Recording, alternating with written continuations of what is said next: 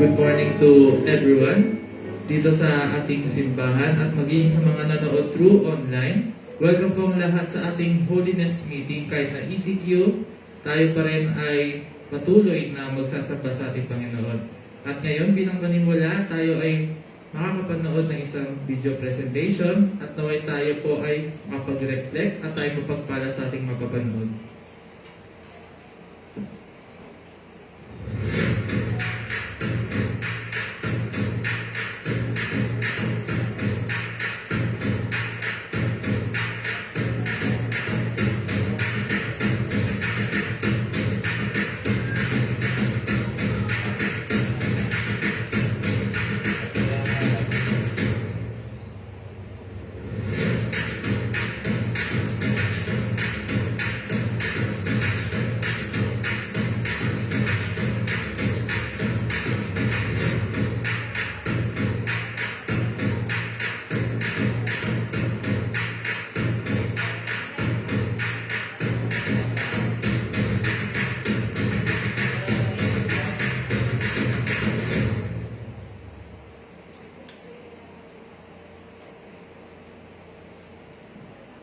God is good?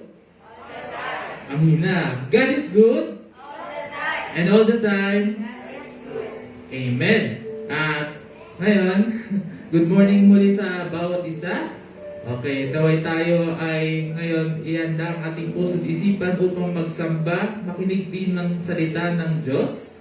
Okay? At stay tuned lang po sa mga online viewers na tayo po ay sabay-sabay at sama-sama na papurihan ating Panginoong Diyos.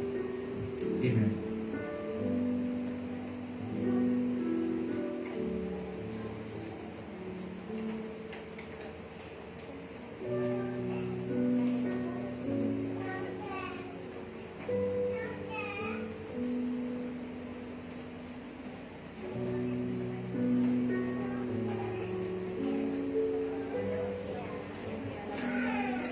Bago tayo manguna sa ating pagsamba, pagpuri, pagpapasalamat sa Panginoon, ay nais ko munang basahin imbitahan ng bawat isa na bumukas ang kanilang Biblia sa salita ng Diyos na matatagpuan sa Salmo 27 o Psalms 27. Nais ko pong basahin sa New International Version, and it says here, "The Lord is my light and my salvation. Whom shall I fear? The Lord is a stronghold of my life. Of whom shall I be afraid? When the wicked advance against me to devour me, it is my enemies and my foes who will stumble and fall. Though an army besiege me, my heart will not fear. Though war break out against me, even then I will be confident. One thing I ask from the Lord, this only do I seek, that I may dwell in the house of the Lord all the days of my life, to gaze on the beauty of the Lord and to seek Him in His temple. For in the day of trouble He will keep me safe in His dwelling. He will hide in the shelter of His sacred tent and set me high upon the rock. Then my head will be exalted above the enemies who surrounded me. At His sacred tent I will sacrifice with shouts of joy. I will sing and make music to the Lord. Hear my voice when I call, Lord. Be merciful to me and answer me. My heart says of you, seek His face. Your face, Lord, I will seek. Do not hide your face from me. Do not turn your servant away in anger. You have been my helper. Do not hide your face from me. Do not turn your servant away in anger. You have been my helper. Do not reject me or forsake me, God, my Savior. Though my father and mother forsake me, the Lord will receive me. Teach me your way, Lord. Lead me in a straight path because of my oppressors. Do not turn me over to the desire of my foes, for false witnesses rise against me, spouting malicious accusations. I remain confident of this, I will see the goodness of the Lord in the land of the living. Wait for the Lord. Be strong and take heart and wait for the Lord. Purihin po at siyang bless is the reading of His Word. Sa umaga po ito, bagamat tayo ay hindi makapagsama-sama dahil sa pagkakataon na to na tinalaga ng ating gobyerno hindi hitulutan na tayo magsama-sama para sumamba. Pero tayo ay pwede magkaisa, magsama-sama sa Espiritu at katotohanan na sambahin siya ng buong puso. Nais ko po na imbitahan ang ating mga manonood at maging ilan na aking po mga kasama dito sa pagsamba at pag-awit ng kanyang mga mapulit pagsamba. Dahil ang Diyos nating sinasamba ay Diyos ng buhay. Amen po ba? Malayo po tayong tumayo, mga nanonood sa atin na kayo po ay mali pong tumayo sa inyong pinaupuan. Samahan niyo po kami sa pagsamba. Purihin siya, tawitan siya. Taas ang ating kamay sa pagsamba sa Diyos.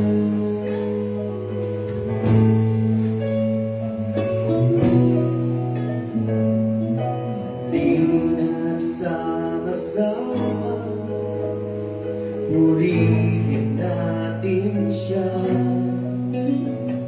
Halina sama-sama, awitan natin siya. Ipalakpak ang iyong kamay, itaas at ikawan. Lahat ay magsabing Diyos ay buhay. Amen! Ano ba natin ang Panginoon? Sabayin natin siya, sama-sama tayo. Ano tayo na Lord? Purihin natin siya, awitan. Halina't sama-sama,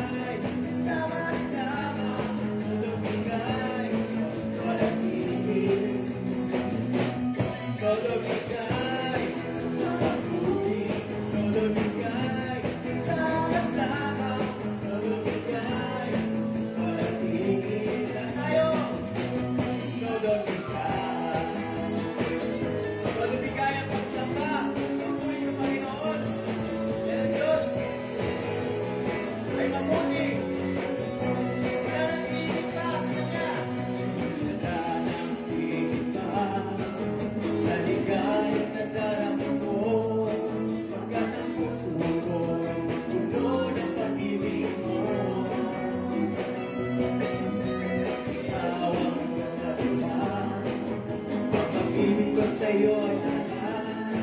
Uwalhati ka magpakailanman. Kahit na sa piling niya, sama-sama isigaw ang pangalan niya.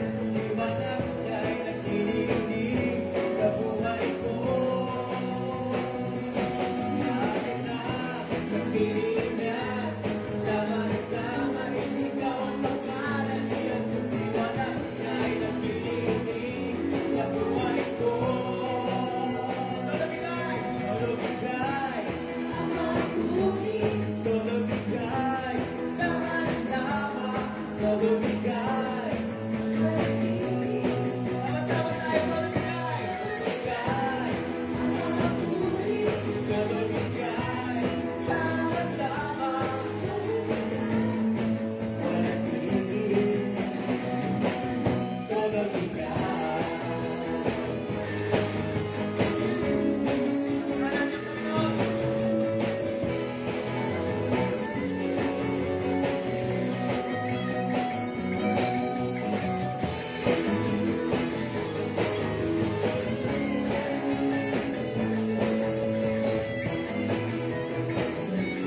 Tayo na sa piling niya. Tayo na sa piling niya. Sama-samang isigaw ang pangalan niya. Liwanag niya'y tumitingin sa buhay ko. Tayo na sa piling niya. Sama-samang isigaw ang pangalan niya. Liwanag niya'y naglilingin sa buhay ko. Sabay-sabay tayo na todo bigay. Todo bigay. Sama-sama. Todo bigay. Walang tigil. Todo bigay. Todo bigay. Todo bigay. Sama-sama. Todo bigay. Walang tigil. Todo bigay.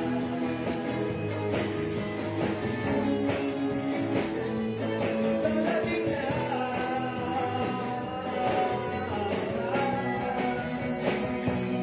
Todo bigay.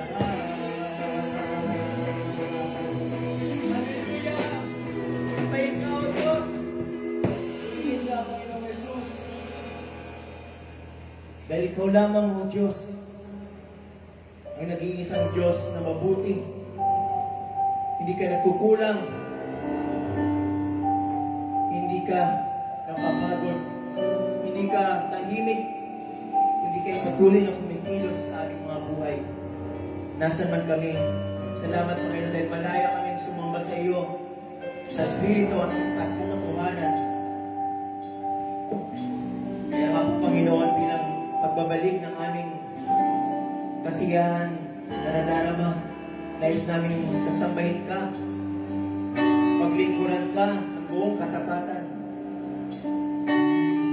Dahil ikaw ang Diyos na buhay, banal at hindi nagbabago. Kitaan ko lahat na tayo'y pumili at sambahin siya. Diyos na mabuti, Diyos na banal.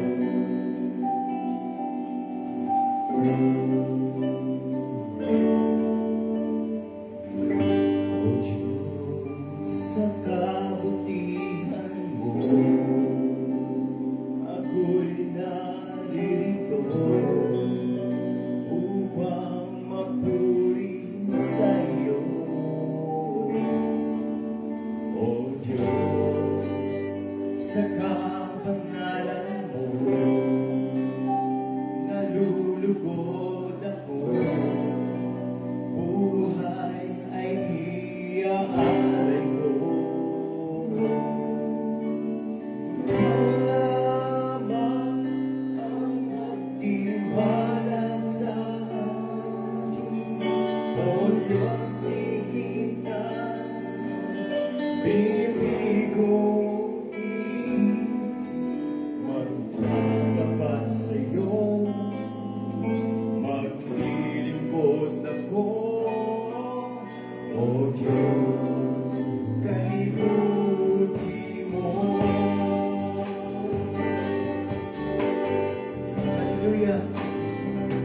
Diyos kabutihan mo. Sa kabutihan mo. Ako'y nalilito, Panginoon. Papurihin ka. O Diyos, sa kabanalan mo. Nalulugod ako, Panginoon. Kaya ang Panginoon ang buhay ko na ito. Iaalay lang sa iyo, ikaw lamang. Ikaw lamang ang nagtiwala sa amin. O Diyos, di kita pipigutin. Nagtatapat sa iyo. Maglingkod ako. O Diyos, kay buti mo. Ikaw lamang. Ikaw lamang ang nagtiwala sa amin. O Diyos, di kita pipigutin. Nagtatapat sa iyo. Naglingkod ako. O Diyos, kay buti mo.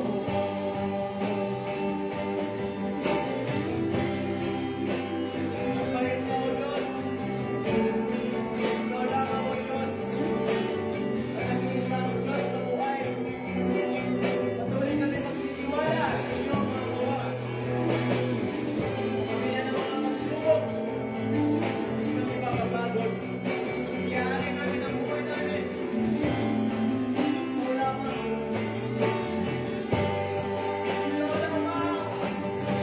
Ikaw lamang ang nagtiwala sa amin. O Diyos, di kita pipigutin. Nagtatapat sa iyo. Maglingkod ako. O Diyos, kay buti mo. Kasama tayo. Lamang ang nagtiwala sa amin. O Diyos, di kita pipigutin. Nagtatapat sa iyo. Maglingkod ako. O Diyos, kay buti mo. Ikaw lamang ang nagtiwala sa amin. O Diyos, di kita pipigutin. Magtatapat sa iyo. Maglingkod ako. O Diyos, kay buti mo. Magtatapat sa iyo. Maglingkod ako. O Diyos, kay buti mo. Magtatapat. Magtatapat sa iyo. Maglingkod ako. O Diyos, kay buti mo. O Diyos, kay buti mo. O Diyos, kay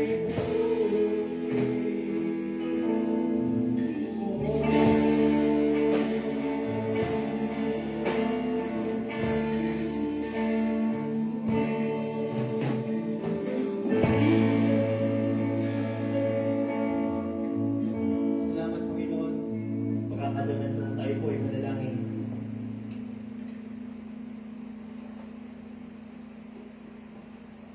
Thank you, Lord, sa mga oras na ito kami ay nagpupuri at nagpapasalamat, Panginoon, sa iyong kabutihan.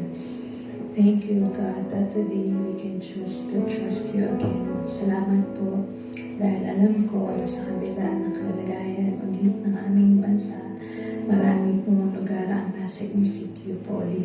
Kami ay patuloy na nagtitiwala. You are working and you are with us. You will not forsake your children, O God. You will not leave your people this time.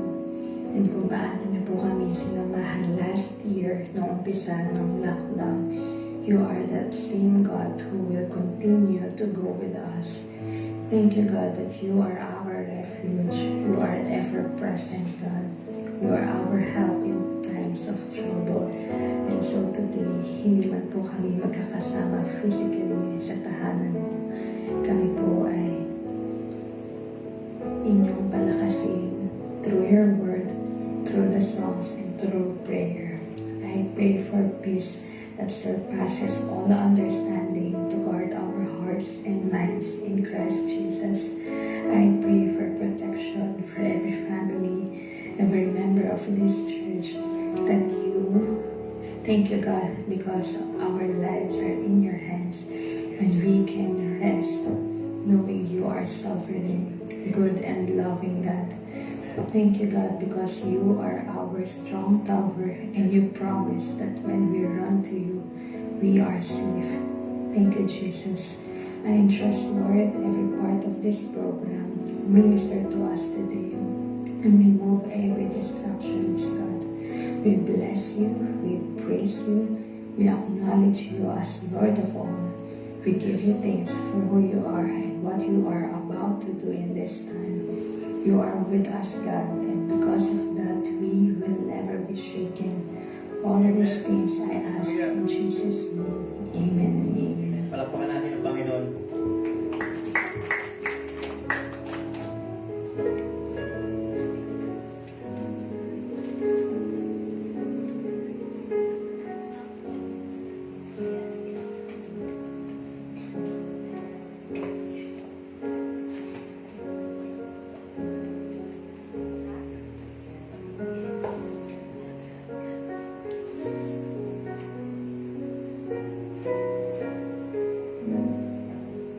Ayan, bilang sa ating testimony period, alam ko po na ang bawat isa ay pinagpala at marami silang naranasan na miracle sa kanilang buhay. Kaya maaari po kayong i-share yan. Maaari po yung mga kasama natin na nasa hangganin ng kabayan ay i-comment nyo po yung naranasan yung miracle sa inyong buhay. Bago po tayo magsimula, kantahin po muna natin. Buksan po natin ang ating mga songbook sa 215 at pinakagatang A Miracle. I felt a new and loving touch. Loving touch. Ready? Sing. I felt a new and loving touch upon my heart and soul. I felt God's love and wonderful. I said it made me whole. A miracle, yes, a miracle. The Holy Spirit came, and we are not the same. For He touched us and filled us with His love.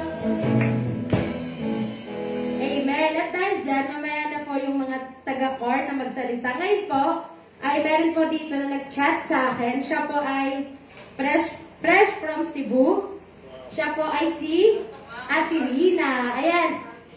Sit and relax po muna kayo dyan kasi medyo mahaba-haba po dahil marami siyang naranasan na miracle sa kanyang buhay. Ayan, sabi niya dito, first of all, allow me to greet each and everyone here inside the court and to all the online viewers, a blessed Sunday morning po. I hope that you are all doing well, healthy, and safe. To begin with my testimony, I really want to thank and praise God for His faithfulness sa buhay ko from the very start of this year, 2021, up to this moment. I am amazed of how months, days, and time flies really so fast. Imagine, next month makakarinig na tayo ng harana na galing kay Jose Marichal dahil Burmans na nga. Kidding aside, grateful ako sa Panginoon because sabi ko nga kanina, from the start of this year up to now, inulan, binagyo at binaha niya ako ng mga pagpapala. Amen. Let me state in this way. Kompleto pa yung months niya dito. Sabi niya, January, nagsimula ang last semester ko sa school sa Arellano. February, I started my on-the-job training sa DHQ. April, I successfully and happily ended my OJT. May, end of the school semester. Yes, finally natapos ko rin ng matiwasay with the help of God's leading. Thankful dahil mataas din po yung mga grades ko. Amen. Hindi lang po yan halata sa mukha ko. Haha. Ano po sabi niya? At June. Sa June po, the whole month of May was very tiring for me dahil sa maraming ganap sa buwan na yun sa school, sa bahay, sa dorm, at sa core. Kaya naman, I am thankful that I got the chance to have a whole month vacation doon sa bahay ni Kuya Elmer daw po, at nakasama ko pa ang aking mga makukulit na pamangkin. And July po, opo, birth month ko po ito. Thankful to God for gracing me another added year, and thankful na umabot ako ng 36 years of existence sa mundong ito. Yes, you heard it right, 36 na po ako, mukha nga lang 25. Medyo lang pinina. Bawal mahay pala, sabi niya. At thankful din ako kay Lord na sa wakas ay nakauwi din po ako sa Cebu noong July 17 kasama ang aking gwapong partner. Yes, Lord. Did I hear amen to that daw? Sabi ng Makati. Ayan. Thankful sa protection niya from going here to Cebu until sa pag-uwi ni Rod pabalik ng Makati. Thankful sa pagsama niya sa amin dahil kahit papano ay nakakuha na kami ng ibang important documents bago pa man nakauwi si Rod.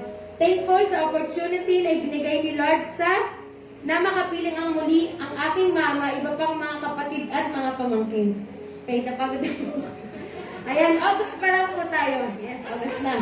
Sabi, August, September, October, sa mga panahong ito ay magiging busy na po ang lola nyo because of our wedding preparations. Yes, excited na po kami si Natirina. Pero syempre, bago po ako magmarcha sa simbahan, gagraduate po muna ako sa school dahil sa September ay matutuloy na rin po sa wakas ang aming graduation kahit virtual lang ito. Amen. June po kasi dapat ito.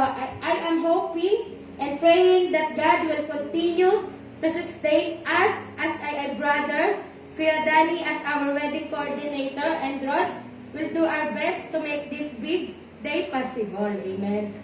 And God willing, this coming October 23, meron pa po, mahaba, kaya nga sabi ko, sit and relax muna dyan. God willing, this coming October 23, 2021 is our target date. It is my earnest prayer that God will once again prove His majestic power to let this important and special day to happen na hindi magiging hadlang ang pandemic na ito sa mga plans namin. As of now, I honestly felt a bit worried, stressed, and minsan pressure who care. I think it's because of our situation right now due to this pandemic. Parang mahirap gumalaw minsan, ay minsan mga kailangan sigasuhin pa. I am urging you, my fellow brothers and sisters in Christ, to support us in prayers sa lahat ng mga blessings na natanggap ko. Nagpapatunay na kapag tayo ay dumulog sa Panginoon at magtiwala sa Kanya, kailanman ay hindi niya tayo bibiguin. May the good Lord continue to protect and uphold us from this unseen enemy. Good health may always be upon each and every family. God bless us all and to God be the glory. Amen. At ayun po ang maraming miracle na naranasan natin Nina. At bago pa po yung susunod, kantahin po muna natin yung verse 2. Ready, sing. I know my sin is greater, and no man comprehend the wonders of His matchless love, the love that will not end. The miracle, yes, the miracle, with God's Holy Spirit.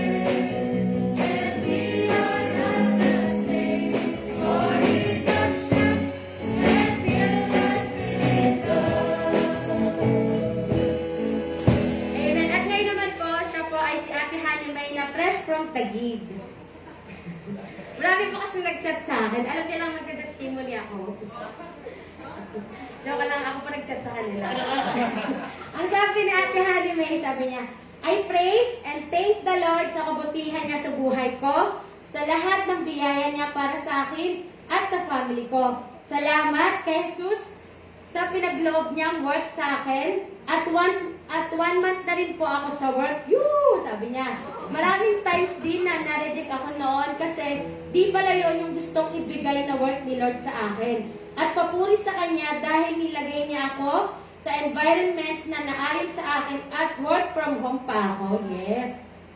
Tunay, di talaga na mabuti ang Diyos dahil ito pa rin ako still alive and kicking. Sumisipa pa rin si Ate Mimi. Dahil sa everyday pains na naramdaman ng katawan ko, but still claiming for the complete healing na ipinagkakaloob niya soon. Glory and praises sa Diyos na buhay. Ayan, amen. Ayan po ay galing kay Ate Mimi na taga-Taguig. At ngayon naman po ay fresh po Paranaque. Siya po ay si Jemima. Sabi niya, nagpapasalamat ako ate kay Lord kasi healthy po kami. Healthy po kaming family at si Lexi. And also despite na patuloy ang pandemic, ay meron pa rin po kaming trabaho na nagbibigay sa amin ng financial needs namin na magagamit namin sa pang-araw-araw namin. And lastly po, despite of busy days na naman sa work, ay nagkaroon pa rin ako ng time for devotion. Glory to God. At lastly po, last na po talaga to. Siya po ay fresh from pinagkaisahan. Siya naman po ay si Ken Dairit. Ayan, ayan po ang kanyang picture. Sinat ko po yan para mag-testimony. Sabi niya, Good morning, Press. Nagpapasalamat ako kay Lord kasi despite ng pandemic, tuloy-tuloy pa din ang work ko at malakas ang aking pangangatawan. Saka sila mama at tatay ay fully vaccine na sila. I also thank God sa mga blessings na dumating sa aking buhay, maliit man or malaki. Saka naayos na din yung terrace namin last week kasi pabaksak na kasi siya nung nakaraan at delikado sa mga taong dumaraan. At yun lang, Press. God bless. See you soon sa ating lahat daw. Amen. O, yan po ang lahat na nag-share ng kanilang miracle na naranasan sa kanilang buhay. At maaari pa pong mag-share ang ating mga kasamahan dito sa court. Sino pa ang nais mag-share? Nais mag-share po ng kanilang miracle sa buhay. Wala po ba nag-comment sa FB Live? Wala. Ayun si Kuya. Gusto po niya mag-share ng miracle. Okay lang ba dito? Okay na. Salamat sa Panginoon. Wednesday, nag-start na ako sa trabaho. Yeah. Dahil negative ulit ako sa swab. Amen. Na-receive ko yung result ng Monday. So, yun. Tampak na yung trabaho ko. Salamat. Nakayanan ko. Wednesday to Friday, uwi na ako ng 10. Exempted naman kami sa curfew. So, okay lang. I thank God for good health, for strength, at nag-aalam din na, asikaso din ang aming wedding sa October. Thank you for the opportunity, wisdom, at kalakasan na binigay sa amin. So, God be the glory. Amen. Ayan, marami pong salamat sa lahat ng nag-testimony. I know na ang bawat isa ay pinagpala at may share yan sa ibang araw. Bilang testimony po ng bawat isa, kantayin po natin ang last verse. Ready, sing. I can express my mercy, Lord, the of His grace. But all I want to shout for, the best is victory. I'll be the girl, yes, I'll be the girl. God's Holy Spirit there, that we are not the same.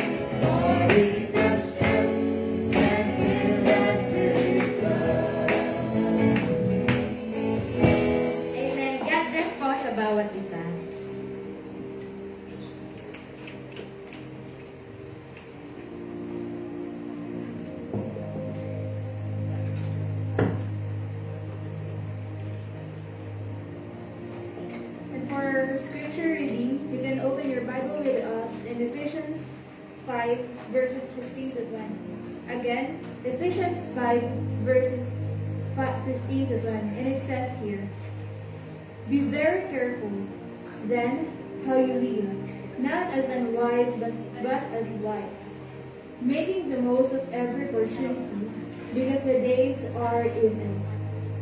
Therefore, do not be foolish, but understand what the Lord's will is. Do not get drunk on wine, which leads to debauchery. Instead, be filled with the Spirit. Speak to one another with psalms, hymns, and spiritual songs. Sing and make music in your heart to the Lord." Last verse, "Always giving thanks to God the Father for everything, in the name of our Lord Jesus Christ." God bless the reading of His word.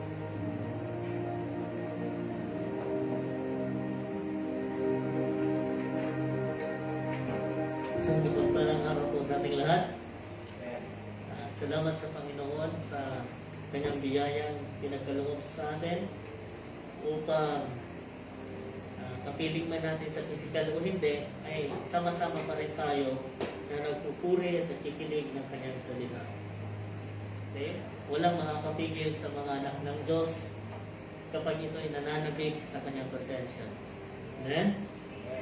So, walang nakakapigil sa atin, lalo na pag namimiss natin ang isang tao. Ano pa naman kaya ang Diyos, di ba? Mayroong pananabik, mayroong tinatawag na hindi mapigilan na yung nararamdaman sa kabila ng marahil iba-iba tayong nararanasan sa buhay. Pero iba, pag pag-uusapan natin ang ating first love, si Lord. And this morning, we'll be hearing the Word of God. Ito po ay pinamagatan the filling of the Holy Spirit. Atin pong himay-himayin ang ating pong nabasa na Scripture hanggang sa tayo ay mapunta doon sa filling with the Holy Spirit. Mamaya, makikita natin na ang pag-work ng Holy Spirit sa atin, pagdating sa approach sa ating terminology, nagkakaroon ng diferensya pala. Pero, ayon nga sa ating Bible study teacher kanina, nakita natin na nagsimulang nag-work ang Holy Spirit that time na tinanggap mo si Jesus sa buhay mo. Okay? So, mamaya makita pa natin ang lalim ng pagkilos ng banal na Espiritu sa ating buhay at gaano nakaapekto ang napakakonting tawag itong kaibahan ng dalawang salita na mababanggit mamaya. So, bago tayo pupunta doon, ating himay-himayin ang ating pong text ngayon. Sabi po sa ating text, "Do not be foolish. Understand what the Lord wants you to do." Now, alam naman natin na ito'y sinulat ni Apostol Pablo para sa mga taga-Ephesus. Now, ang mga sulat ni Apostol Pablo, bagamat ito ay, kunwari, nagsulat siya sa taga-Ephesus, o di kaya sa taga-Corinth, ang kanyang sulat ay hindi mananatili doon. Na ipapasa po ito. Okay, sa mga iba't ibang mga churches na kanilang pinagmiministrohan. So, ibig sabihin, kung sumulat si Paul sa taga-Ephesus, mamaya-maya, or pagkatapos po na mabasa nila ang sulat na sa ibang church. Okay? So, ganun po ang nangyayari sa mga sulat ni Pablo. Makita natin na ang pinaka-sad thing na pwedeng church kung meron ba ako? Ayan. Mabasa ninyo.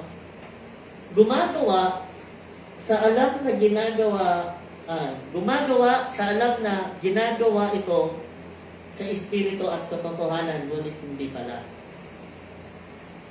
Yung ginagawa mo ang isang bagay, o wino-worship mo si Lord, sa alam mo na ikaw ay nag-worship sa Kanya sa espiritu at katotohanan, kasi depende yan sa foundation mo.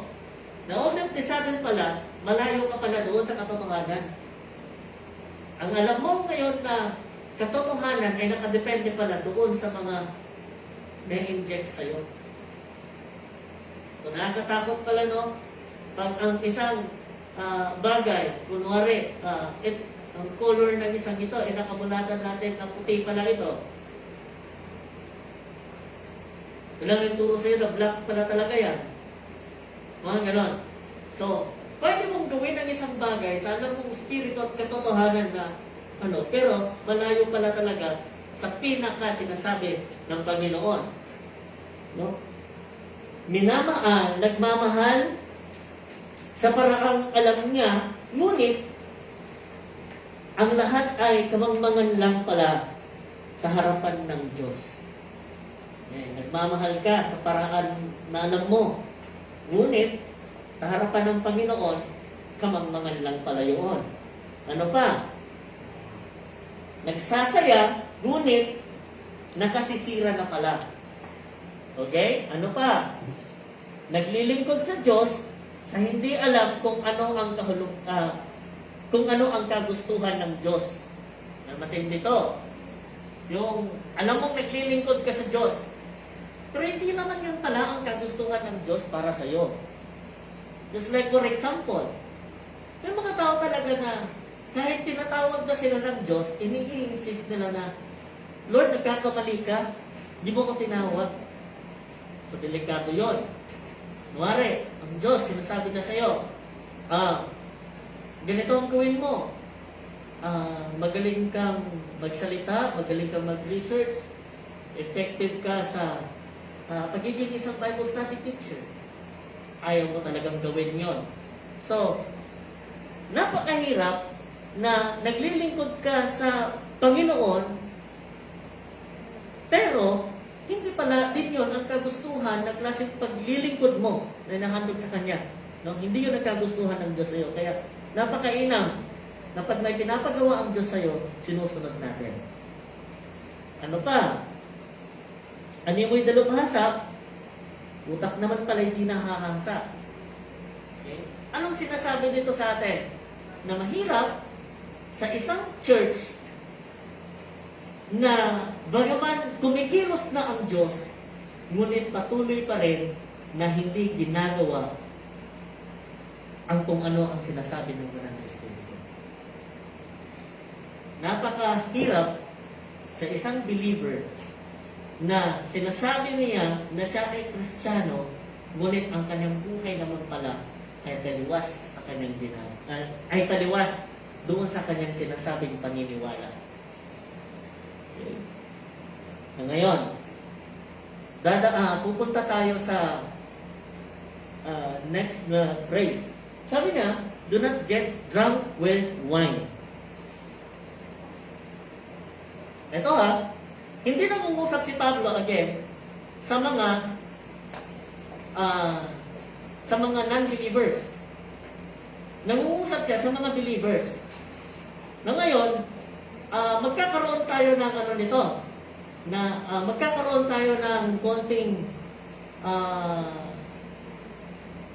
tawag nito, konting kaalaman patungkol sa mga bagay na ito na malaking posibilidad pala na ang mga believers sa time ng mga apostles lumalampas sa kanilang limitasyon to the point na nalalasing sila. Tayo ng mga salvationist, mas pinili natin na zero alcohol tayo. Huwag na tayong uminom ng anumang klaseng alak. Pero dito, makita natin na sinabihan ni Pablo ang mga taga-Ephesus, do not get drunk. That leads you a wild living. No, ngayon, hindi lang niya ito sinabi sa Ephesus. kung papansinin natin, ang 1 Corinthians chapter 11, magsimula sa verse 17. Ito yung pagko-correct ni Apostol Pablo sa mga believers doon patungkol sa the Lord's Supper. Ito ang nangyari. Verse 17 ng chapter 11, 1 Corinthians. In the following directives, I have no praise for you. For your meetings do more harm than good. In the first place, I hear that when you come together as a church, there are divisions among you. And to some extent, I believe it, no doubt. There have to be differences among you to show which of you have God's approval. So then, when you come together, it is not for the Lord's Supper you eat. For when you are eating, some of you go ahead with your own private suppers. As a result, one person remains hungry and another gets drunk. Don't you have homes to eat and drink in? Or do you despise the church of God by humiliating those who have nothing? What shall I say to you? Shall I praise you? Certainly not in this matter. Natutuwa ba si Pablo doon sa taga-Corinth? Galit. No? Naiinis siya sa kung ano ang ginagawa ng mga believers doon. Kasi hindi maiiwasan sa kanilang spirito na nagmamataasan sila. Ay, ako malapit ako sa Diyos. Kaya pagdating, hindi lang ito patungkol sa the Lord's Supper, pati na rin sa ganitong meetings. Kaya lagi nilang pinapatunayan na mas spiritual sila kaysa sa iba. Kaya lalo nilang pinapakita yung kanilang mga different gifts.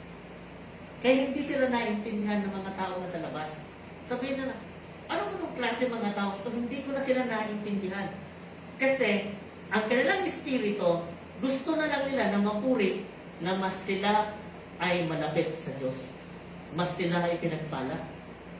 Ito pa ang nangyayari. Pagdating naman sa the Lord's Supper, sa ibang mga terminology, communion. Okay? Pag sila naman ay nagmi-meet together, siyempre, mayroong communion. Para sa kanila, okay, hindi yung traditional na ginagawa natin ng konting tinapay at konting alak. Tas, okay, katawan ni Kristo. Ganon. Hindi lang ganon yun. Okay? Kundi, ang kanilang practice ay ganito. Okay? Sila ay kakain. At pag sila ay kakain, nanamnamin nila ang ginawa ng Diyos sa kanila. Okay? Ang kanilang kakainin na tinapay o kung ano man ang okay, at ang kanilang iniinom. Well, literally speaking, umiinom sila ng nakalalasing. Ayon naman sa mga ibang nagsasaliksik, ang alak na ginagamit ay hindi naman daw ganon kalakas. Pero matatamaan ka pa rin pag lalo na pag maramihan. Kaya nagagalit si Pablo. Dahil pati ang the Lord's Supper, ina-abuse ng mga believers. Pag sila ay maraming, tawag nito, ambag. Okay, kakain tayo. Sige, ambag ko ganito. Yung mga walang naiaambag, hindi na nila bibigyan. Hindi na nila aantayin pa. Kaya, hindi sila sabay-sabay na kumakain. Wala na yung magpipray sila ng sama-sama, pasalamatan nila ang Panginoon. Wala na yun. Basta kakain na lang sila privately, iinom na lang sila privately, depende kung sino ang malapit sa kanila, sino ang kasama nilang malaking ambag. Kaya as a result, may mga taong gutom pa, ang iba lasing na. Sabi ni Pablo, matutuwa ako na ganyan. Hindi ba dinispise ninyo ang church? Sa loob ng church may ganyan na, lasing-lasing na. Nakuha na rin? Kaya sinasabi ni Pablo, pagdating sa Epeso, pinaalalahanan niya ang mga believers noon. Okay? Huwag kayong magpakalasing. Okay? That leads you into a wild living. Walang maidudulot sa iyo ng magandang klaseng pag-iisip kung ikaw ay laging naglalasing. Ngayon, noong kami ay nagkaroon ng seminar yung campaign nila about drugs. May isang tumayo doon, isang doktor, professor, tumayo siya, speaker. Sabi niya, pwede kang marehab ng shabu. Pwede kang marehab kung ikaw ay addict sa shabu. Marijuana, medyo mas mahirap pa, pero nare-rehab din. Okay? Ito ang matindi. Pero pag ang alak na abuse mo, hindi ka na pwedeng ma-rehab nito. Dahil may part sa utak natin na something na liquid, na yun ang dahan-dahan na natutuyo pag ikaw ay laging naglalasing. Dahil ang ating katawan ay mayroon lang porsyento ng alak na dapat nang tanggapin. Pag lumampas ka doon, inaabuso mo na ang iyong katawan. May mga pilosopo, sasabihin nila, wala naman sa Bible na kasalanan talaga maglasing nga. Si Jesus gumawa nga Wala nga sa Bible okay? Na mag-UC ka, bawal na mag-UC. Kung word for word, mukhang wala nga yung UC, no? Pero meron sa command ng Panginoon, thou shall not kill. Di ba? Ibig sabihin, kung na-abuse natin ang ating physical pangangatawan, okay, ito ay dahan-dahan, nasisira natin dahan-dahan ang ating pangangatawan dahil sa ating ginagawa hindi tama.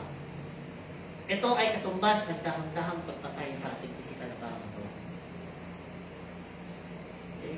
Kailan pa kainam na maging sensitibo po tayo sa kung ano ang sinasabi ng salita ng Panginoon. Okay? So, makita natin no, na hinahamon, sinasabi ito ni Apostol Pablo, kayo na mga believers, huwag kayong magpakalasing. Praise the Lord ng Salvation Army, dahil ang ating kumpanya, zero tayo sa alcohol. Amen.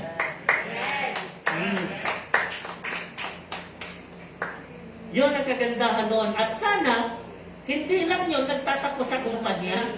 Hindi lang yun nagtatapos sa ating tinuturo. Kung hindi, sana, yun ang ina-absorb ng bawat salvationista. Okay? Yun ang ina-absorb ng bawat salvationista. Now, ito ang katotohanan tungkol sa Biblia. The Holy Spirit, meron ako. Okay, the Holy Spirit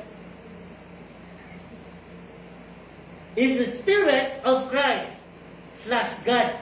And He is the one who brings out Christ's presence in our lives. Okay? Siya ang Holy Spirit, lagi niyang nirereto sa atin. Lagi niyang gumagawa lagi ang banal na Espiritu para lagi tayong mapalapit doon sa ating Panginoong Kristo. Yan ang trabaho ng Holy Spirit. Okay? At pag sinusunod natin ang Holy Spirit, na-worship natin ang Triune God. Okay? Now, pupunta tayo sa difference between indwelling of the Holy Spirit and filling of the Holy Spirit. Okay, ito na yung sinasabi ko kanina na pagdating sa terminologies, magkakaroon tayo ng medyo pag-iingat, no? Pagdating sa sinasabi na theologically right. Okay? Now ngayon, basa ninyo. Pag sinasabi natin indwelling of the Holy Spirit, ito yon. Every believer has the Holy Spirit dwelling in them. Amen? Tama? Every believer has the Holy Spirit dwelling in them. Sabi sa Ephesians 1:13, in Him, you also, when you heard the word of truth, the gospel of your salvation, and believed in Him, were sealed with the promised Holy Spirit. Okay? We are sealed with the promised Holy Spirit. That's indwelling. Now ngayon, pagdating sa feeling of the Holy Spirit, a life controlled by the Spirit's power, a believer have all of the Holy Spirit, but the Holy Spirit may not have all of them. Totoo, hindi? Pwede na ang believers have all the Holy Spirit. But the problem, the Holy Spirit may not have all of them. Okay? What is being filled with the Holy Spirit? Na gustong ipaunawan sa atin ni Apostol Pablo. Ang word na be filled carries a meaning in the Greek. Okay, dito sa ating text of repeatedly being filled and repeatedly being filled according yan sa Full Life Bible Study. Kaya pala, kung ating pag-aaralan ang ating salita, pagdating sa Book of Acts, makita natin ang mga believers doon na nag-aantay sa upper room ng Jerusalem.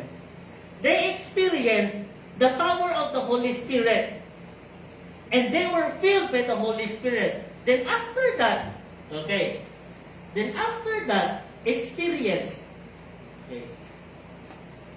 Pagdating sa verse 4, verse 23 hanggang 31, makikita natin na mga believers praying for courage. At pagdating sa verse 31, after this prayer, the meeting place shook, and they were all filled with the Spirit, with the Holy Spirit. Then they preached the word of God with boldness. Nakita natin na yung palang pagkapuno ng banal na Espiritu is repeatedly being filled. May mga pagkakataon na manghihina ka, pero hindi ibig sabihin na wala na doon ang work ng Holy Spirit. Na ngayon, kailangan kang lumapit sa Diyos at magpalakas muli sa Kanya. Okay? Well, some suggest, according sa pag-research ko nito, some suggest na ang feeling of the Holy Spirit is an emotional experience that takes place at certain moments. Yun ang sinasabi ng iba. But the concept of feeling, okay, in the scripture is one of being controlled. Okay? Is one of being controlled, influenced by the Holy Spirit. Kaya sinasabi kanina na pwedeng ang believers, meron ng Holy Spirit dyan. But because of our choice, and maybe sa maturity natin being a Christian, you are not being fully controlled. Okay? That's why ang Holy Spirit keeps on dealing. Okay? At depende yun sa ating response kung ikaw ay susunod o hindi. Kaya nga, may pagkakataon na pwedeng, ito ay mababanggit naman sa iba pa nating mga text, na pwede natin hindi masunod ang banal na Espiritu. Kaya nga, mapapansin natin, one time, na si David na-experience na to, feeling na hindi na nararamdaman ang pagkilos ng Diyos. That's why pagdating sa isang song, sinabi pa niya doon, "Bless the Lord, O my soul, and all that is within me." Okay? Ini-urge niya ang kanyang sarili kasi para bang kahit anong pagpupuri parang hindi naramdam. Okay? Pwede hindi masunod ng believers ang sinasabi ng Espiritu. Pero pag ikaw ay filled with the Holy Spirit, ikaw ay kontrolado, ikaw ay influence. Ang buong pagkatao mo ay influence ng power ng Holy Spirit. Okay. Now, maaring at times living a spirit-filled life, may include emotional or mountaintop experience. Yung bang, kung ikaw ay napuspos ng banal na espiritu, para bang nasa taas ka ng bundok at nanananap mo ang preskong hangin at nakikita mo ang nasa ibaba, parang nawawala ang iyong problema. No? Naririnig mo ang, di ba, napakasarap ng feeling pag ikaw ay nasa top ng mountain, parang, wow, gano'n. Napakamalaya mo. Napakataas mo. Mararamdaman na spiritually. Maaaring may ganong experience if you are spirit-filled. But the idea of being filled, okay? But the idea of being filled by the Spirit is more about an ongoing sense of God's Spirit working in a person's life. Not a one-time experience. Okay? Kita natin doon na ang iyong pag-work, okay, pag ikaw ay napuspos ng banal na espiritu, hindi lang ito isang bagsakan na bang, napuspos ka na. May time sa buhay mo na kailangan mo muli ang kalakasan ng Diyos sa pamamagitan ng pagkilos ng banal na espiritu. Yun yun. Yun yung ongoing, no, na pag-work ng banal na espiritu sa ating buhay. Okay. Ito po ang resulta.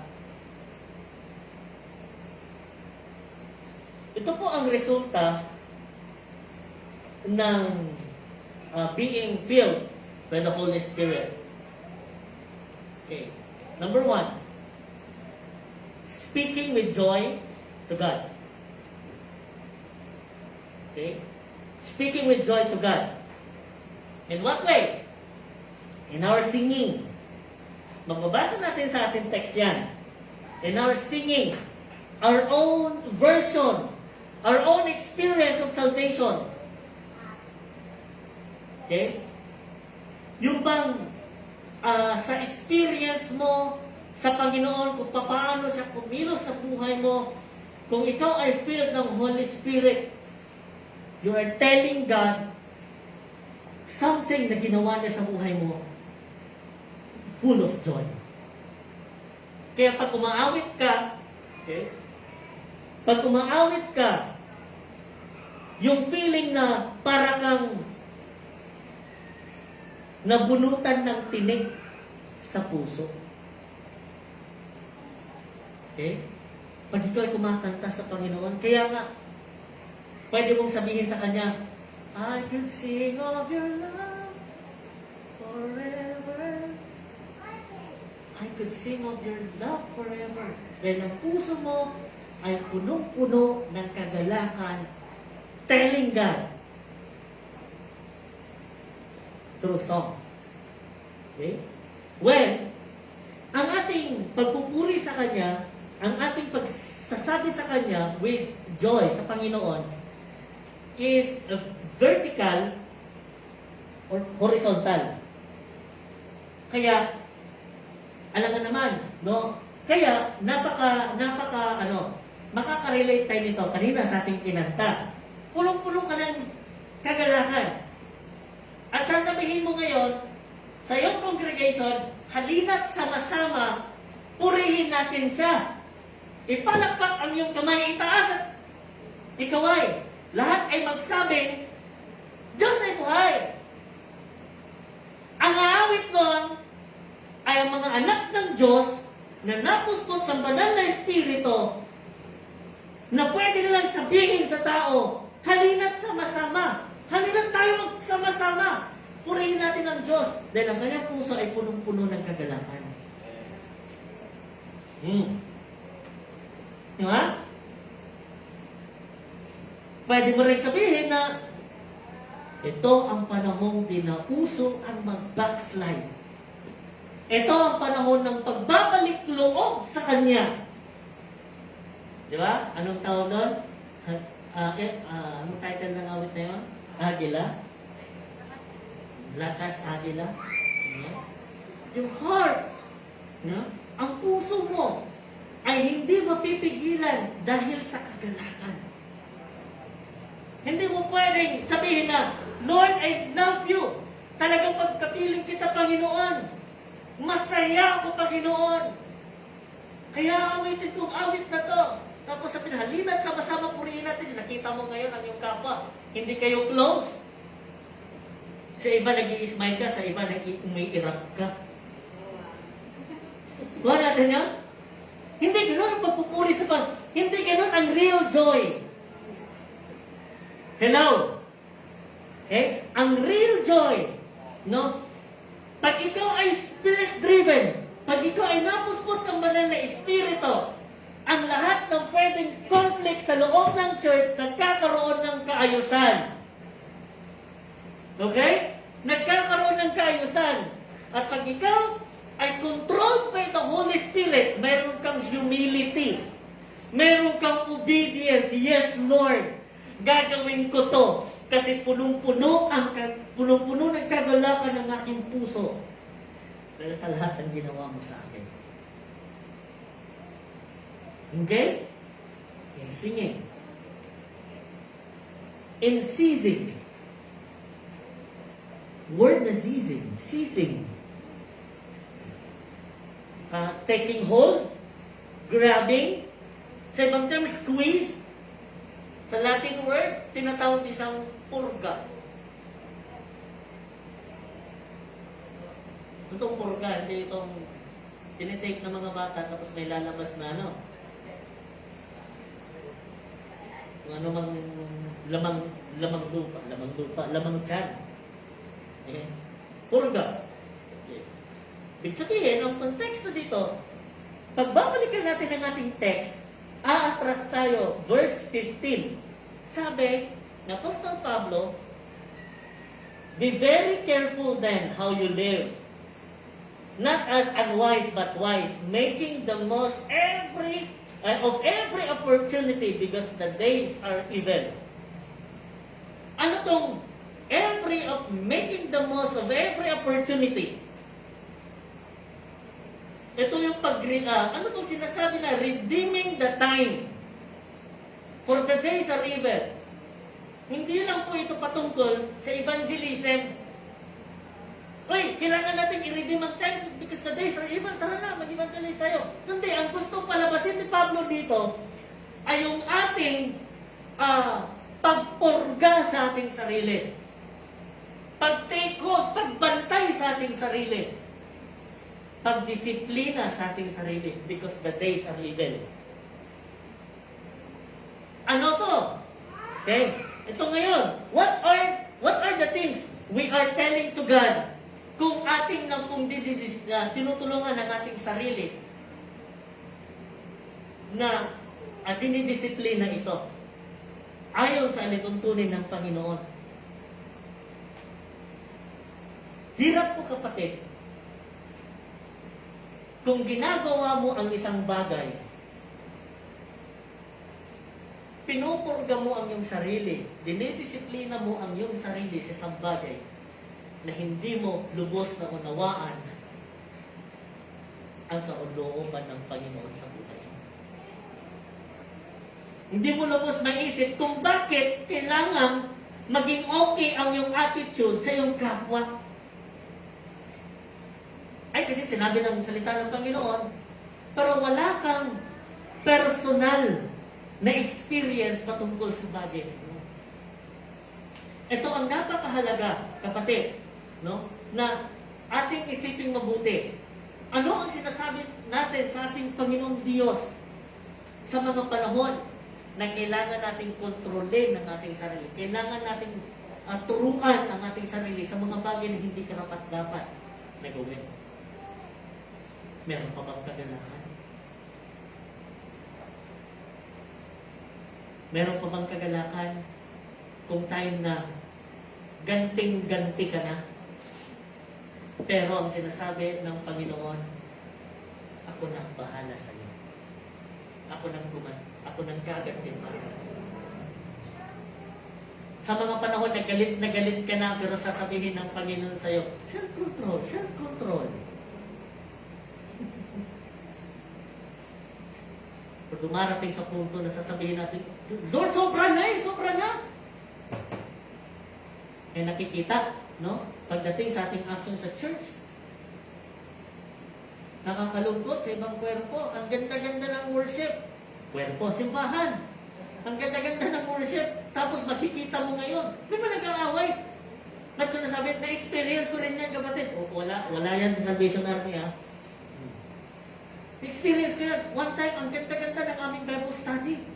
Mamaya-maya, may umuwi na. Sumigaw. Dahil hindi na nakontrol ang sarili. Alam pa ba natin ang pinakadahilan kung bakit natin dinidisiplina ang ating sarili? Ginagawa ng paraan upang hindi tayo mahulog sa kasalanan. Because the days are evil. Sasabihin na lang ng iba, ganito lang din naman ang ginagawa ng iba. Gagawin ko rin yan, bakit sila lang ang marunong? Isang paalala sa ating buhay. Dahil ang Spirit-filled, nagsasalita ka sa Panginoon ng buong kagalakan sa puso mo. At kahit pa sa mga tough times na kailangan nating lumago personal sa ating sarili. Kahit na tayo nahihirapan sa ating mga, alam mo yun, sa ating mga sariling kahinaan, pero patuloy ka pa rin mag-alak sa Panginoon kasi alam mo ang purpose ng Panginoon kung bakit natin kailangan tulungan ang ating sarili na lumago. Pangalawa, the result of being filled with the Holy Spirit. Serving God with thankfulness. Okay. We serve God with thanksgiving because of His sufficient grace. Now, kung alam niyo yung kanta na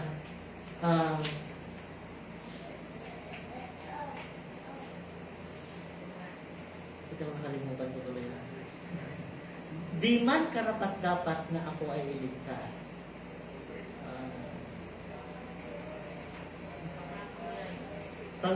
Pangako niya ay di nag-iiba, di tulad ng iba, ang Panginoon ay tapat kailanman.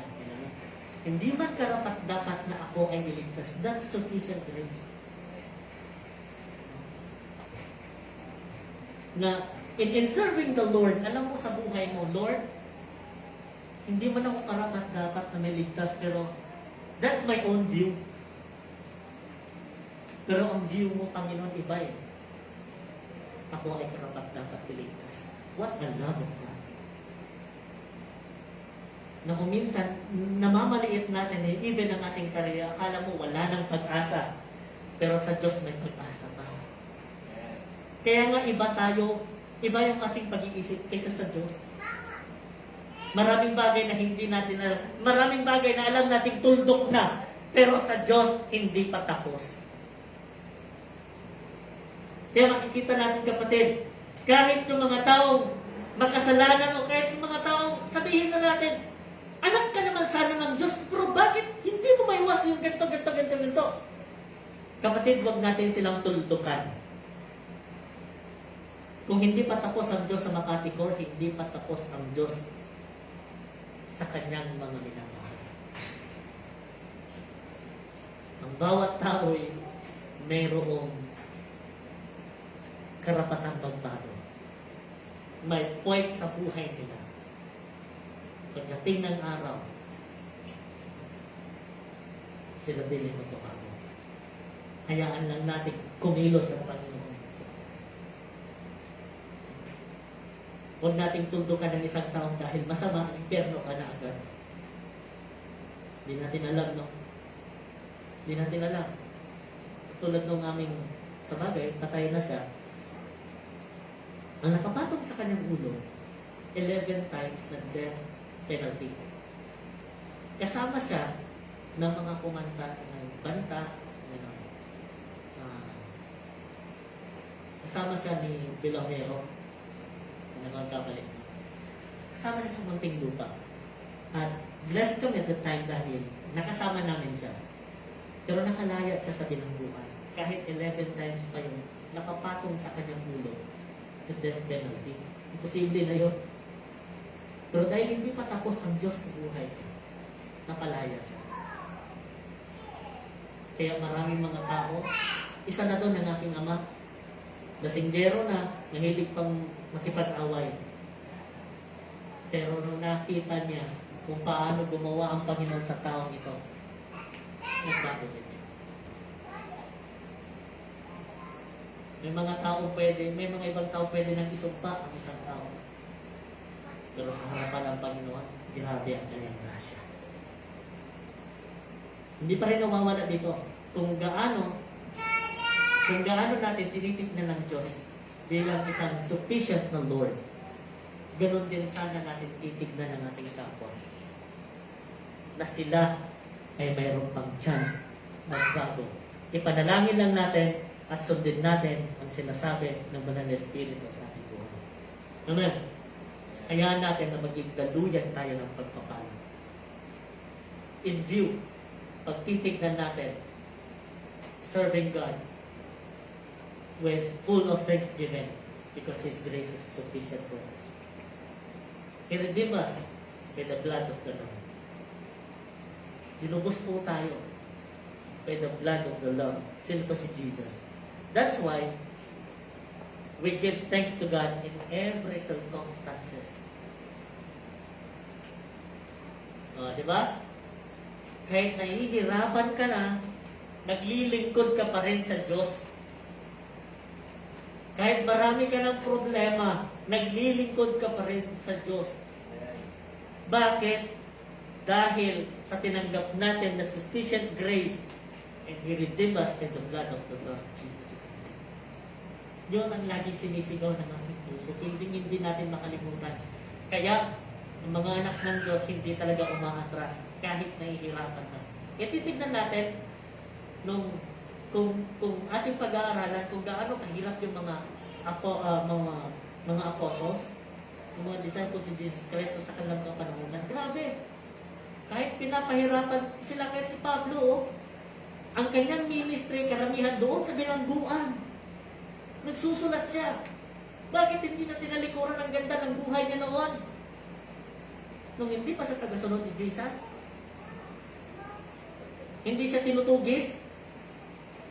Hindi siya nahabol ng gobyerno at ng mga kasamahan niya dati, pero nung sumunod siya kay Jesus, nag-preach siya patungkol kay Jesus, kalaban niya halos lahat.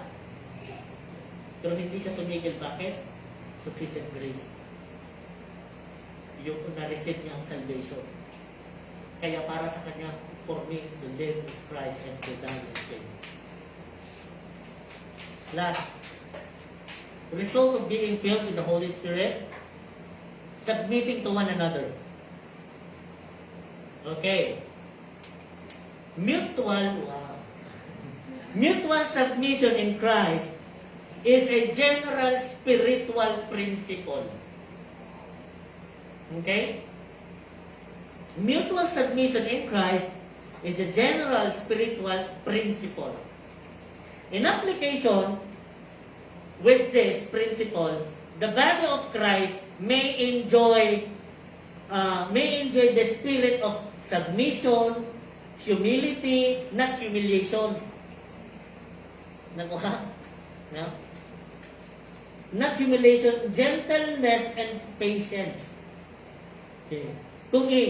Kung ating i-apply itong principle, no, yung mutual submission sa body of Christ, magkakaroon ng submission. Yung pagpapakumbaba, hindi yung nagbababa ng kapwa. Okay? In gentleness and patience. That's why, kung papansinin natin ang kadugtong ng ating text, okay, that's why, because we are filled by the Holy Spirit, baba ng ating text, makikita natin wives must submit to the husbands. Husbands, love your wives. Yun ang application nun. Okay? Pag ikaw ay puspos ng banal na espiritu, ikaw asawa, mag-submit ka sa iyong husband. So, ibig sabihin pala, nangungusap talaga si Pablo dito, yung mga, alam niyo, yung mga hindi naman, wala naman talaga sa Diyos, pero ginagamit nila itong text na to, hindi ito para sa kanila eh. Para ito sa mga anak ng Diyos. Na pag ikaw ay anak ng Diyos at kumikilos ang banal na espiritu sa buhay mo, ikaw asawa, mag-submit ka. Okay? Sa iyong husband. Husband, napakabigat, no? We should love. Napakabigat na salita na kailangan nating maaral. Hindi napakabigat sa damdamin, ha? Hindi, napakabigat na salita. Yeah? That we should love ang ating asawa.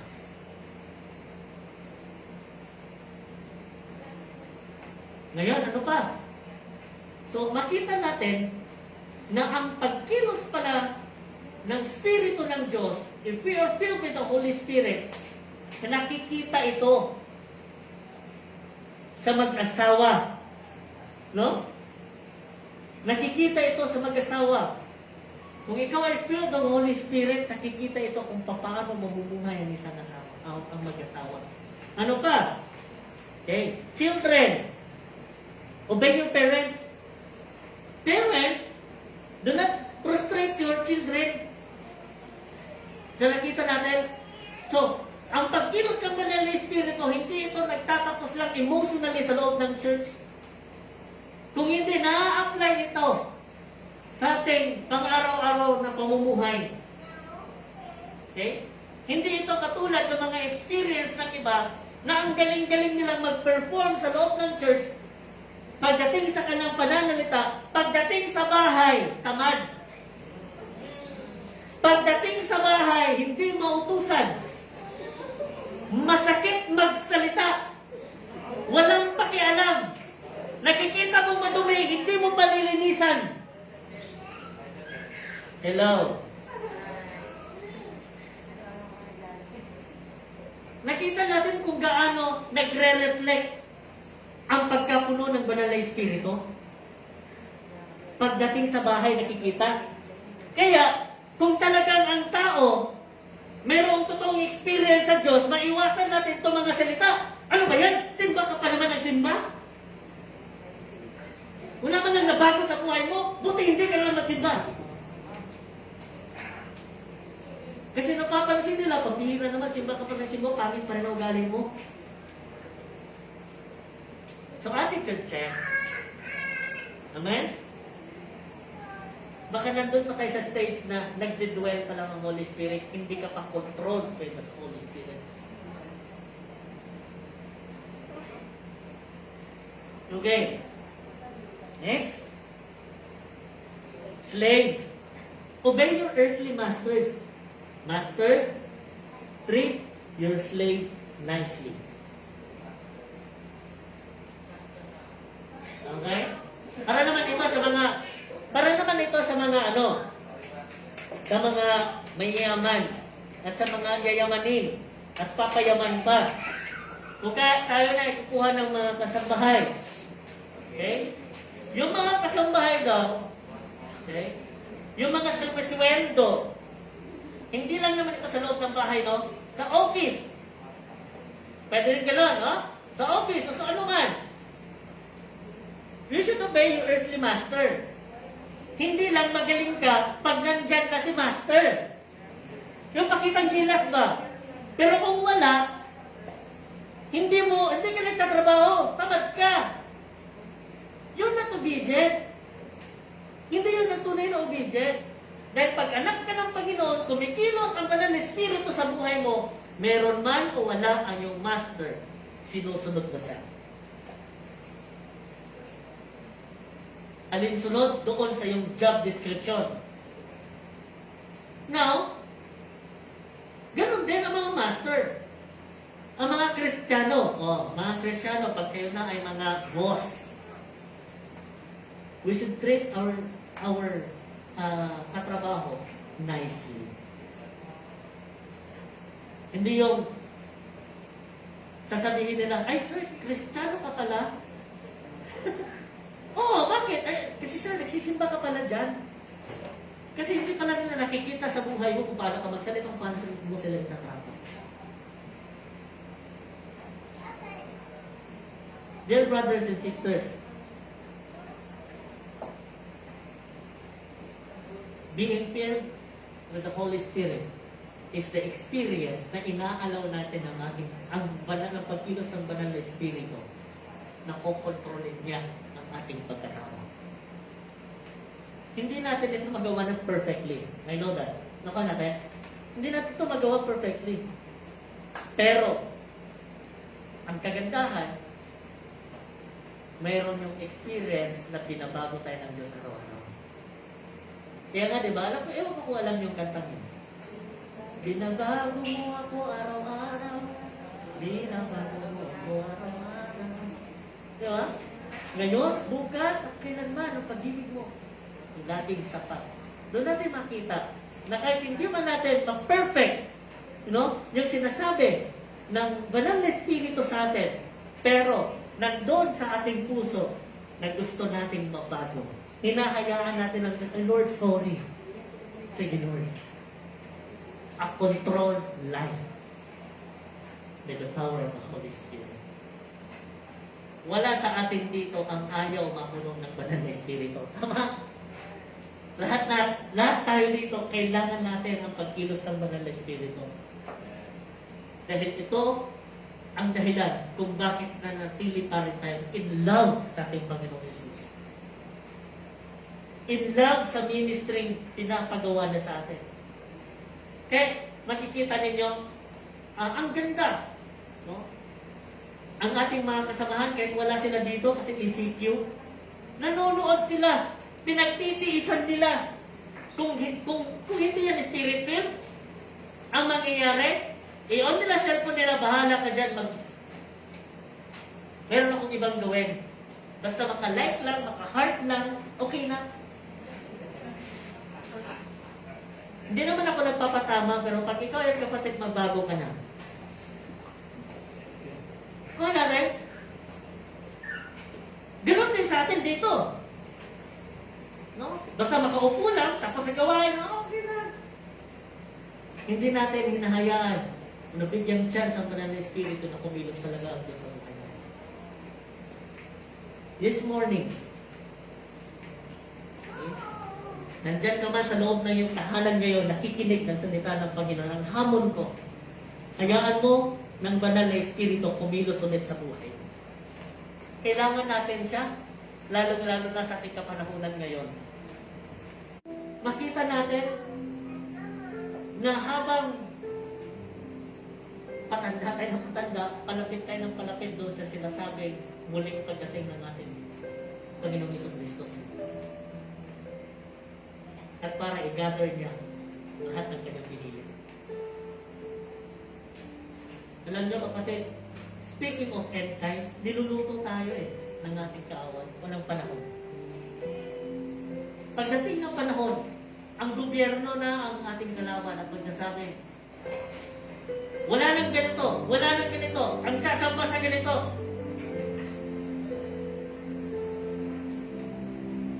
At hindi naman siguro tayo ignorant sa number na 666.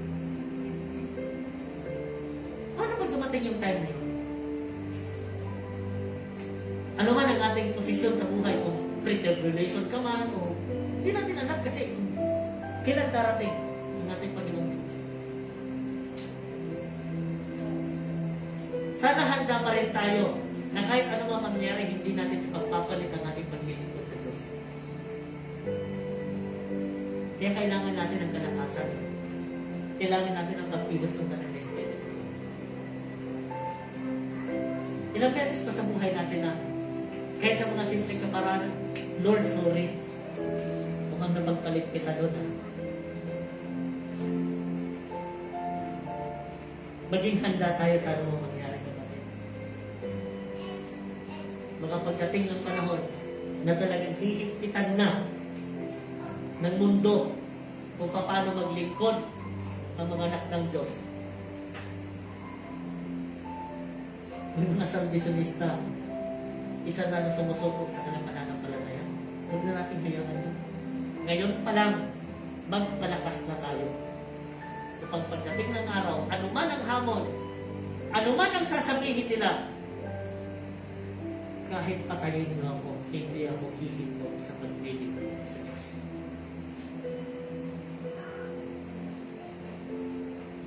Hindi ko ipagpapalit maglilingkod sa Kanya. Hayaan natin sa oras na to na kumilos ang banal na Espiritu once again sa buhay natin. Mag-spend tayo ng time. Kausapin natin ang ating Panginoon Diyos. Hallelujah. Hallelujah.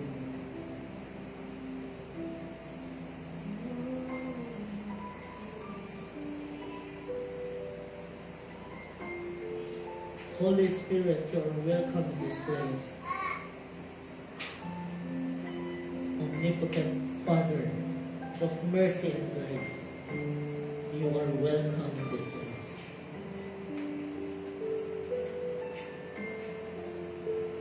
Kailangan namin ng kalamasan, Panginoon. Kailangan namin ng iyong pag-guide, ang iyong influence, ang iyong pag-control.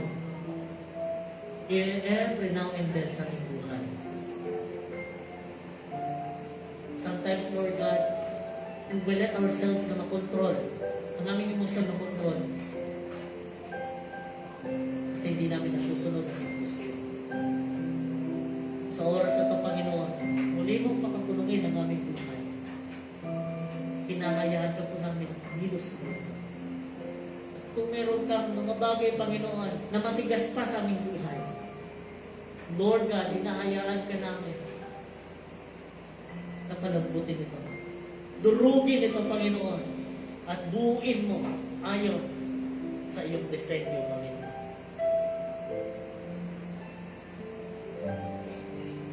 Nalalaman namin, Panginoon, nung time na amin pong in-offer ang aming pong life sa iyo, hindi na namin pagmamayari ang aming buhay.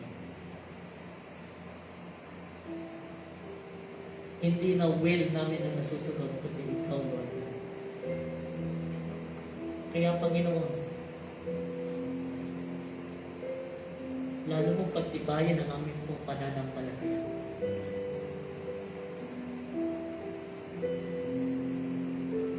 Lalo mong palalimin, Panginoon, ang aming pong pagkakaalam sa iyo.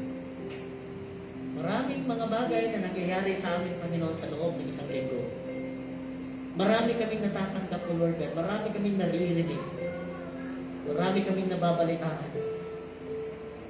Maraming mga bagay, Panginoon, na nangyayari maganda o hindi maganda. At kung minsan, Panginoon, ay nalalayo kami sa iyong presensya. Lord God, this morning, through the working of the Holy Spirit, fill us with it. Hallelujah. Panginoon, maraming salamat. Dahil ikaw ang Diyos na napaka-concern sa amin. Ikaw ang Diyos na nagmamahal sa amin. Ikaw ang Diyos na nakakaalam sa aming direksyon kung paano kami magtatagumpay. Hindi lang sa pamumuhay sa mundong ito, kundi, Panginoon, magtatagumpay bilang iyong mga anak. Salamat dahil sa pagkilos ng iyong banal na Espiritu, kami nagagay. Kami nai-impluensyahan. Kami natuturuan, Panginoon. Alinsunod sa iyong kagustuhan. Lord God, patuloy kang kumilos sa aming buhay. Saan man kami pumamaroon, sino man ang aming mga kasama, Panginoon, kumilos ka, Lord God. At pinagpipray namin ang aming pong puso na lagi itong susunod sa iyo. pinapipray namin, Lord God, ino-offer namin na ang aming pong puso ay laging laman nito, Panginoon, ang aming pong pagsunod sa iyo. Pagpalain mo, Panginoon, ang aming ministry dito sa mga kapitbahay. Pagpalain mo, Panginoon, ang aming direksyon, Lord God, tungo sa katagumpayan. Pagpalain mo, Panginoon, ang bawat tahanan, bawat pamilya, Panginoon, bawat administration, O Lord God, na ito'y mapuspos ng iyong banal na Espiritu. Upang sa lahat ng aming ginagawa, meron kaming isang direksyon na dapat namin tapusin, Panginoon. Thank you, Lord, for this morning. Binabalik namin ang mata sa papuring pagsamba in Jesus' name. Amen. Sama ko para araw ko sa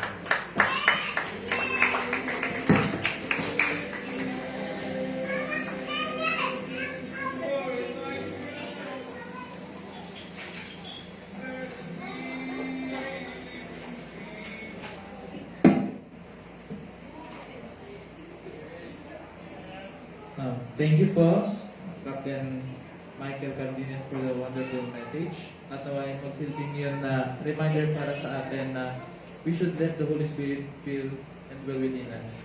At ngayon naman po, para sa ating ika po, sa pagbibigay ng tithes and offering,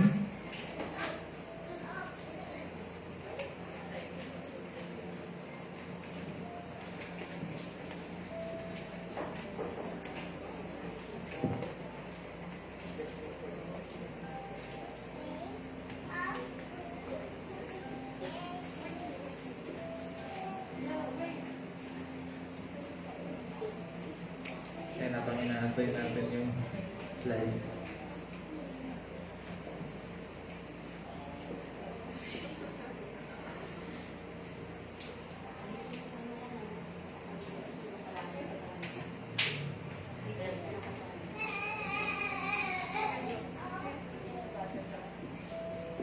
Yan po. Sabi sa Acts 20 verse 35, it is more blessed to give than to receive. So, ang gusto lang po na i-remind sa atin ng Bible verse na ito na ugaliin natin na maging masaya tayo sa pagbibigay at ma-discover natin yung true happiness and yung joy sa ating pagbibigay sa ating Panginoon. We know naman that God provides, di ba?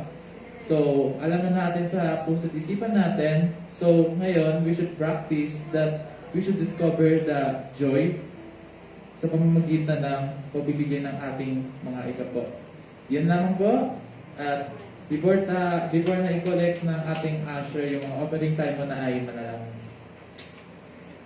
Heavenly Father, maraming salamat po, Lord, sa tithes and offering naway mga ito ay makatulong dito sa inyong banal na templo, Panginoon. Magkaroon po ito ng use, Panginoon, upang mapalawa po po at magkaroon po, Panginoon, Lord, ng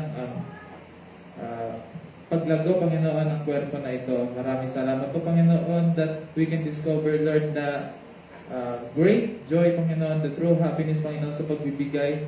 Dahil alam po namin na ito ay mapupunta, Panginoon, Lord, sa inyo at sa ikalalago, Panginoon, ng inyong banal na templo.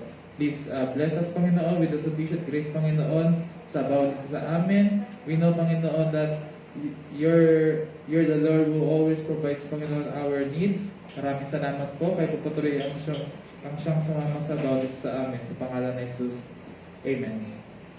At ngayon naman po, para po sa ating prayer for new building and pandemic. Before po yan, may papakita mo muna na isang video presentation na nagbibigay ng halaga kung bakit tayo nag-establish ng new building dito sa Makati.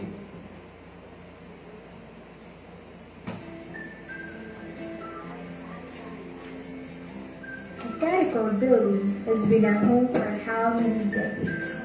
It has been a silent witness of God's faithfulness and goodness on Katicoran soldiers.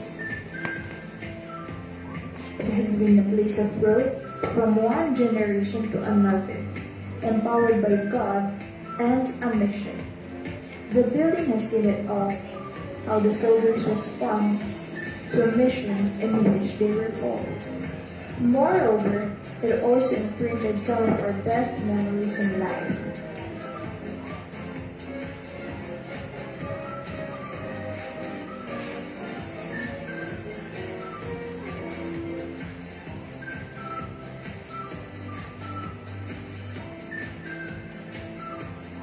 From childhood to weddings, debut, birthdays, and milestones.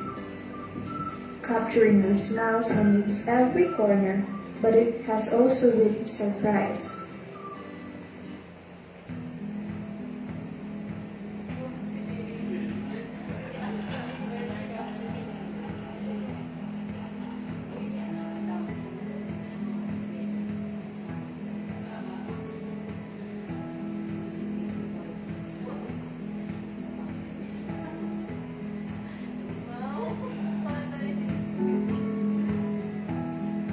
Send-offs and even last moments with a fellow soldier. But, despite of that, we don't remain in fall.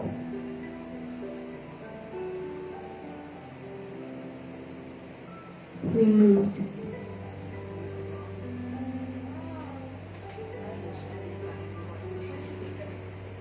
However, the building is not like that. It's not like us who can heal and move on easily. It has been through a lot with us.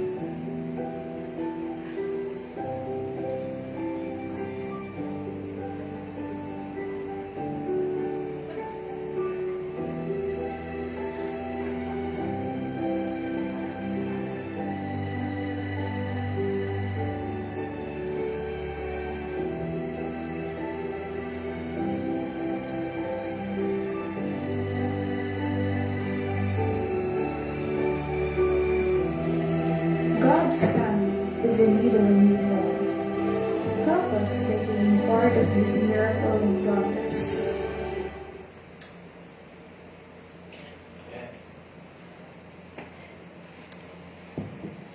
Yan, kung napanood pa natin yung video, makikita po natin na marami na tayong mga nagawa, mga iba't ibang ministries dito sa Makati Core. At ngayon, may mission tayo na dapat na ipag-pray naman natin, magkaroon din tayo ng mission na ma-establish itong new building. Para saan? Kung may nagawa na tayo noon na mga iba't ibang ministries, what if more kapag kaya na naitayo na ito? Mas mapapalawak pa yung ministries. Di lang yun, may magagawa pang marami. May new opportunities pa. So, ang kahalagahan na nun ay mas lalago pa yung maging purpose nito. Okay? So, ngayon, sabay-sabay natin na ipanalangin itong new building na ito and also yung pandemic. Alam naman natin ngayon na mahirap na yan na ma-experience yung pandemic ngayon since mahirap kumita ng pera. Also, ipag-pray din natin yun. Sabay-sabay po tayo na manalangin.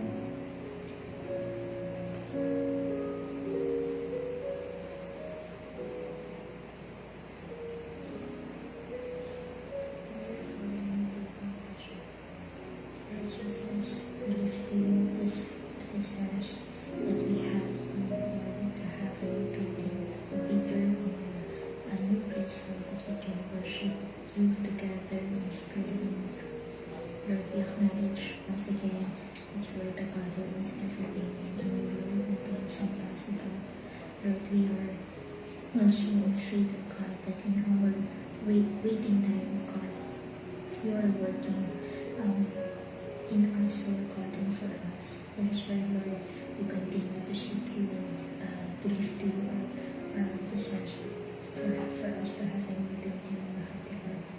Lord, we want to thank you in advance for your grace and words kung ano yung nagagawin mo, Lord, na yung mga tao itatouch mo po yung puso, Lord, to contribute yung mga soldiers, core officers, civilians, and even